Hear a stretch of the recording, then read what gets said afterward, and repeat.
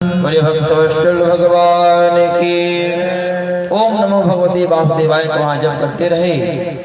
एक महीना जैसे बीता तो पहले तो 3 दिन खाना छोड़ दिए। 3 दिन के बाद जब जैसे ही दूसरा महीना लगा, दूसरे महीने में 6 दिन के बाद एक पत्ता खा लेते थे, पत्ता। और जैसे तीसरा महीना लगा तो हवा पीकर रहते थे। और जैसे चौथा महीना लगा तो जल पीकर रहते थे। और 5वां महीना रहा तो फल खाकर रहते थे।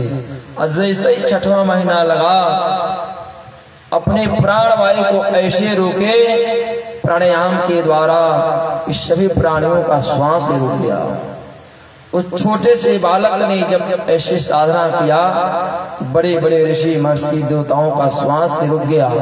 सभी देवता भागे भागे नारायण के पास गए, प्रभु त्राहि माम, मुझे बचाइए, मैं अपने सांसों से मरा जा रहा हूँ, अपने वायु के द्वारा मरा जा रहा हूँ, मुझे श्वास लेने में परेशानी हो रही है, हमें बचाइए। भगवान कहते हैं देवताओं घबराओ नहीं, मेरा भक्त ध्रुव मधुवन में तपस्या कर रहा है, मैं अभी जा रहा हूँ उसका दर्शन करने। देखिए हम सभी लोग जाते हैं भगवान के दर्शन करने के लिए, लेकिन आज भगवान ही भक्त के दर्शन करने आ रहे हैं। भगवान नारायण स्वयं वहां से आए उनको दर्शन देने के लिए और दर्शन भी करने की। देखिए वह बालक कैसा है, इतना छोटी सी अवस्था में मेरा चिंतन और ध्यान कर रहा है। जिस रूप को ध्रुव जी मन में ध्यान कर रहे थे, शंख चक्र गदा पद्म को, हे नारायण आपका पीतांबर पीला पीला है, आप हाथ में शंख चक्र गदा पद्म लिए हुए हैं, ऐसे रूप का ध्यान कर रहे थे। वही रूप में भगवान नारायण सामने खड़े हो गए। जैसे ही ध्रुव जी को लगा कि भगवान नारायण सामने खड़े हैं तो ऐसे नेत्र खोलकर देखे, तुरंत भगवान अंतर ध्यान हो गए, अपना उनके सामने खड़े हो गए। भगवान प्रसन्न हो गए, प्रसन्न मुद्रा में। देखिए छोटा सा बच्चा 5 साल का कुछ बोलना चाह रहा है, कुछ बोल नहीं पा रहा है। ध्रुव जी कहे प्रभु मैं छोटा सा बच्चा बालक, न मैं स्तुति जानता हूँ, न मैं मंत्र जानता हूँ, न प्रार्थना जानता हूँ, मुझे कोई ज्ञान नहीं। भगवान समझ गए यह कहना क्या चाह रहा है। तुरंत शंख उठाए उनके गले में स्पर्श करा दिए। परस्पर्श बालम कृपया कपोले, तुरंत अपने 5 दिन शंख को उठाए उनके गले में स्पर्श कराए तो उनके अंदर समस्त ज्ञान भर गया, पूरा वेदों का ज्ञान भर गया। ध्रुव जी बहुत सुंदर स्तुति गाते हैं। योऽन्तः प्रवेश्य मम वाच्यमिमां प्रसुप्तां संजीवयत्यखिल शक्तिधरः स्वधाम्ना अन्यस्य हस्तचरण श्रवण त्वगादेन प्राणान्नमो भगवते पुरुषाय तुभ्यम्। हे प्रभु आपने ही मेरी वाणी को जागृत किया है, आप ही मेरे नेत्र हैं, आप ही मेरे मन हैं, समस्त कार्य को करने वाले आप हैं। आप तो मेरी मनोरथ को जानते हैं। भगवान सब समझ रहे हैं, बहुत सुंदर स्तुति गाते हैं। भगवान उनको आशीर्वाद देते हैं, ध्रुव जो तुम पद प्राप्त करना चाहते हो मैं उस पद से भी ऊपर तुम्हें मैं ध्रुवलोक की पद देता हूं। जाओ तुम ध्रुवलोक में ध्रुव तारा बनकर चमकोगे। वही ध्रुव जी आज तारा बनकर चमकते हैं। ध्रुव जी 36,000 वर्ष इस पृथ्वी पर राज किए। ध्रुव जी जब गए तपस्या करने के बाद अपने महल में, तो जो माता उनको नहीं मानती थी दौड़कर उनको गले से लगाकर अभिनंदन करती है, मिलती है। उनके पिता उत्तानपाद मिलते हैं, सम्मान करते हैं और आज गद्दी पर बैठाकर सीधे वन को चले जाते हैं। ध्रुव जी का विवाह हुआ, 2 पुत्र हुए। ध्रुव जी 36,000 वर्ष तक इस धरती पर राज किए। और जब मृत्यु का समय आया तो वो भी सन्यास को धारण कर ली, अपने पुत्र उत्कल को राजा बनाए और वन की तरफ चले गए। जब मृत्यु का समय आया तो मृत्यु देवता स्वयं उनको वरण करने के लिए आए। जैसे हम लोग मरते हैं, सभी लोग, हम सभी का मृत्यु होता है, लेकिन ध्रुव जी को मृत्यु देवता आए प्रणाम करने के लिए, हे प्रभु आप हमको वरण किए बिना नहीं जा सकते हैं। ध्रुव जी को लेने के लिए विमान आया था कि वैकुंठ चलो। ध्रुव जी जैसे ही विमान में चढ़ने गए, मृत्यु देवता भागे भागे आए, कहे प्रभु हमको बिना वरण किए इस धरती से कोई जा नहीं सकता है, क्योंकि यह मृत्यु लोक है। मृत्यु लोक से जो भी जाता है हमारा वरण ही करता है, तो आप मेरे सर पर अपना पैर रखिए और इस विमान में चढ़ जाइए। तो ध्रुव जी मृत्यु देवता के सिर पर पैर रखे और विमान में चढ़ गए। जैसे ही कुछ दूर आगे बढ़े तो उनको लगा कि मेरी माँ तो पीछे छूट गई। जिस माँ के द्वारा मैं वन में गया था वो माँ तो मेरी पीछे ही रह गई। कहे रुको रुको रुको, क्या बात है? अरे मेरी माँ तो पीछे ही रह गई। भगवान के पास आ जाते हैं, ध्रुव जी जिस कुल में आपके जैसा पुत्र हो, आपके जैसा भक्त हो, क्या उसके कुल में कोई बचने वाला है? अरे जिसके कुल में आपके जैसा भक्त जन्म लेता है उसकी माँ तो वैसे तर जाती है, उसके कुल खानदान और उस क्षेत्र के लोग वैसे तर जाते हैं। देखिए जो आगे आगे विमान जा रहा है उसमें आपकी माँ जा रही है। तब ध्रुव जी को लगा कि चलो मेरी माँ आगे चल रही है, तब प्रेम से भगवान के वैकुंठ को बोले भक्तवत्सल भगवान की।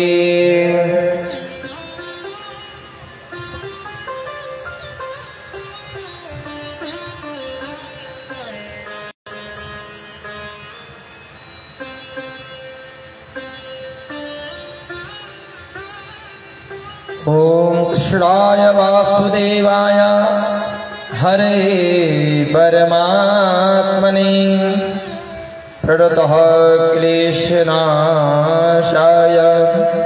गोविंदाय नमो नमः। एक सेठ जी थी, एक दानचंद्र सेठ जी थी।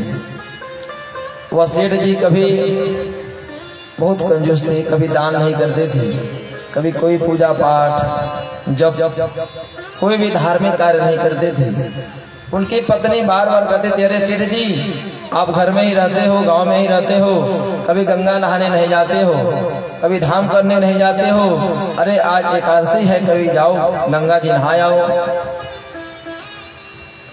तो सेठ जी कहे चलो तुम बार बार कह रही हो, तुम जा रहे गंगा नहाने, लेकिन देखो गंगा जी जाएंगे नहाने तो वहाँ 10 किलोमीटर की दूरी है, जाएंगे तो पैसा लगेगा, पैसा कहाँ से आएगा? बहुत बड़े कंजूस थी। सोचे जाऊंगा तो 20 रुपया किराया लग जाएगा, उधर से आऊंगा तो 20 रुपया किराया लग जाएगा, मैं कैसे जाऊं? तो पैदल ही यात्रा कर दी। सुबह निकले 3 बजे और धीरे धीरे पैदल चलते चलते वहाँ 2-4 घंटा में वहाँ पहुँचे। पैसा बचाने के लिए वहाँ पहुँचे, घाट पर जैसे ही पहुँचे सोचे कि यहाँ पंडा बहुत है, यहाँ सभी लोग स्नान कर रहे हैं, अब यहाँ मैं स्नान नहीं करूँगा, मैं स्नान वहाँ करूँगा जहाँ कोई नहीं रहेगा, नहीं तो यहाँ स्नान करूँगा तो पंडा हमसे पैसा ले लेंगे, टीका लगा देंगे, पंडा पैसा ले लेंगे।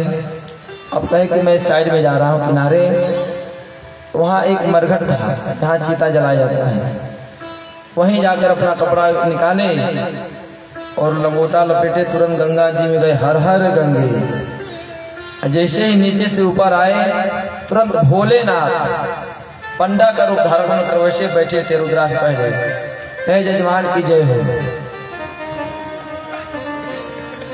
हे जजमान की जय हो। वो तो घबरा गया, रे मैंने तो यहाँ आया था कोई नहीं था, यहाँ अचानक पंडा कहाँ से आ गया? ये लगेगा पैसा लेगा। अरे जजमान घबराइए नहीं, मैं अकेले यहीं पड़ा रहता हूँ, आप ही जैसे कोई जजमान आते हैं, साल भर का व्यवस्था कर देते हैं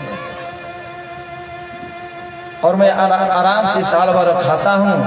अपना कोई आप ही जैसे भक्त आते हैं, पुनः साल भर का व्यवस्था करके चले जाते हैं। साल भर?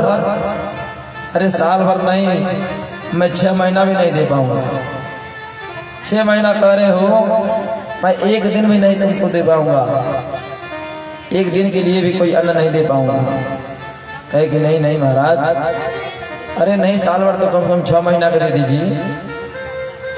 कहे कि मैं नहीं, जब तक तुम दोगे नहीं तब तक मैं बाहर आने नहीं दूंगा। वो तो दानचंद्र जी घबरा गए, पंडा हमें बाहर नहीं जाने देगा। कहे कि चलो 6 महीना नहीं, कम से कम 1.5 महीना का अन्न दे दूं। कहे नहीं नहीं, वो भी बहुत ज्यादा है, 1 महीना। कहे नहीं, 1 महीना भी नहीं दूंगा, 1 दिन। कहा कि 1 दिन भी दूंगा तो बहुत खर्च लग जाएगा। कहा कि चलिए 1 ठेला दूंगा, वो भी उधार, वो भी उधार रहेगा, घर जाऊंगा तब दूंगा। कहे चलो कोई बात नहीं, हम भाई संत हैं, छोड़ दे रहे हैं। दानचंद्र वहां से स्नान किए, वहां से भागे भागे आए, अपने घर सो गए, भोजन किए, सो गए। जैसे ही प्रातः काल हुआ, तुरंत भोलेनाथ पंडा का रूप धारण कर कर पहुंचे दरवाजा पर। जजमान की जय हो। दानचंद जी घबरा गए, रे यह लग रहा है वही पंडा है, आ गया पैसा मांगना। तो अपने पत्नी को भेजा कि जाओ बोल दो कि दानचंद जी बीमार पड़े हैं। अब उसकी पत्नी आकर कहे कि महाराज जी प्रणाम, मेरे स्वामी बीमार हैं। पंडा के रूप में भोलेनाथ दे रे, मेरा जजमान बीमार है। जब मेरा जजमान बीमार है तो मैं अब छोड़कर कैसे जाऊंगा? मैं जाने वाला नहीं जब तक सही नहीं हो जाएगा। पुनः उसकी पत्नी आकर कहे, पुनः कहा कि अब जाकर बता दो कि वो चले गए, यानी इस लोक से चले गए। अब रोते रोते जाकर कहे, महाराज जी मेरी पति चले गए। अब भोलेनाथ सुने कि चले गए, कहे कि जय हो जय हो। मेरे जजमान जब चले गए तो उनके दाह संस्कार किए बिना मैं कैसे जा सकता हूँ? अब तो और वो घबरा गया। वो अभी बहुत हठी था, एकदम नेत्र बंद कर कर अपने प्राणायाम के द्वारा अपने श्वास को रोका हुआ था। भोलेनाथ पूरे गांव में बता दिए कि दानचंद चले गए, दानचंद चले गए। गांव वाले एकत्रित हुए, आए, कोई बांस काटा, कोई पूरा व्यवस्था बनाया, उनको लिटाया, सफेद कपड़ा उड़ा दिए। दानचंद ऐसे अपने श्वास को रोका हुआ था, कुछ नहीं बोल रहा था, न हिल रहा था। भोलेनाथ सोचे कि अभी भी इसके पास मौका है, छूट दे देता तो यह घाट तक नहीं जाता। कहे कि दानचंद अभी भी कुछ बिगड़ा नहीं है, तुम्हें एक ढेला दे दो, मैं चला जाऊंगा। वो कुछ नहीं बोल रहा है, एकदम मरने का बहाना बना रहा था। अब गांव वाले ले जाने के लिए तैयार हुए तो उसकी पत्नी कह रही है, नहीं ये गए नहीं हैं, ये गए नहीं हैं। तो गांव वाले कहे चुप हो जाओ, चुप हो जाओ। सभी लोग मरते हैं तो उसकी पत्नी ऐसे ही कहती है कि गए नहीं हैं। सभी लोग जब मरते हैं तो घर के लोग रोते हैं कि बाबू हमारे ही हैं, हमारे पति यही हैं, मरे नहीं हैं।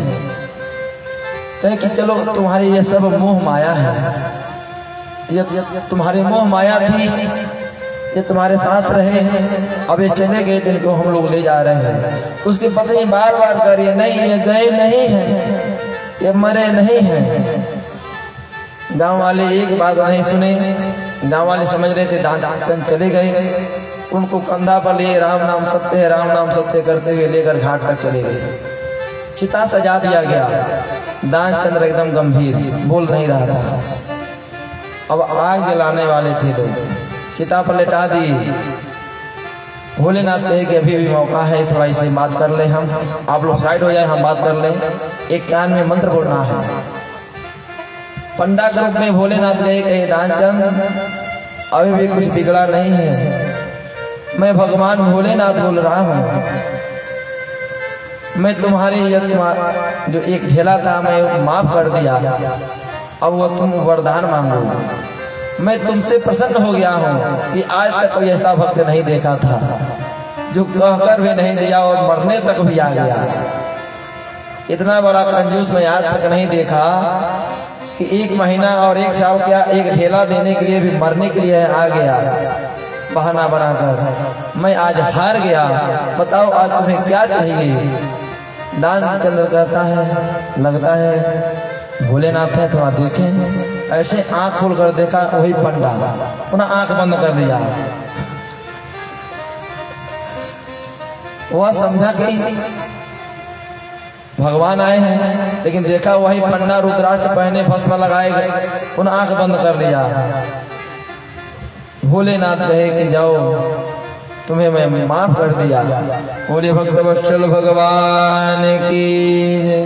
तो ऐसे ऐसे भी भक्त होते हैं जो महीना का क्या 1 दिन भी नहीं देना चाहते हैं। आज एक छोटा सा भजन, उसके बाद कथा हम पुरुष लेते हैं। राम नाम यति मीठा है, कोई गा के देख ले। राम नाम यति मीठा है, कोई गा के देख ले। आ जाते हैं राम, कोई बुला के देख ले। राम नाम यति मीठा है, कोई गा के देख ले। राम नाम यति मीठा है, कोई गा के देख ले। आ जाते हैं राम, कोई बुला के देख ले। आ जाते हैं राम, कोई बुला के देख ले।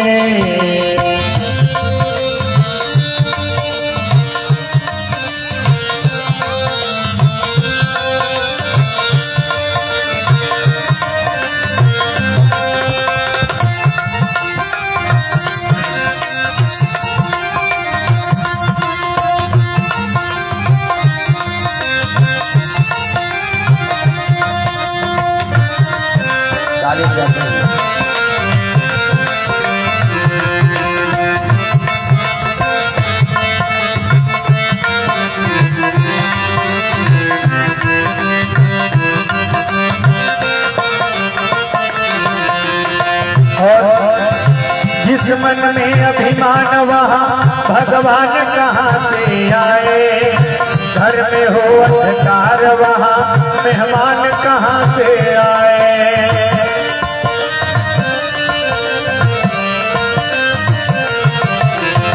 जिस मन में अभिमान वहाँ भगवान कहाँ से आए।